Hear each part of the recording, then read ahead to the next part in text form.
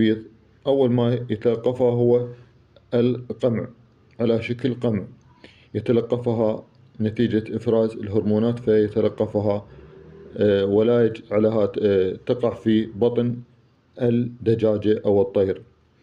هناك حالات قليلة ممكن أن تقع هذه البيضة الناضجة لا تقع في القمع وإنما تقع في بطن الدجاجة، وهذه حالات نادرة جدا. فأول ما تقع في القمع انفوديوبولم يسمى بالإنجليزي انفوديوبولم. عندما تقع في القمع، طبعا القمع والمعظم والبرزخ والرحم والمهبل هذه كلها مكونات قناة البيض، يعني على شكل أنبوبي متعرج داخل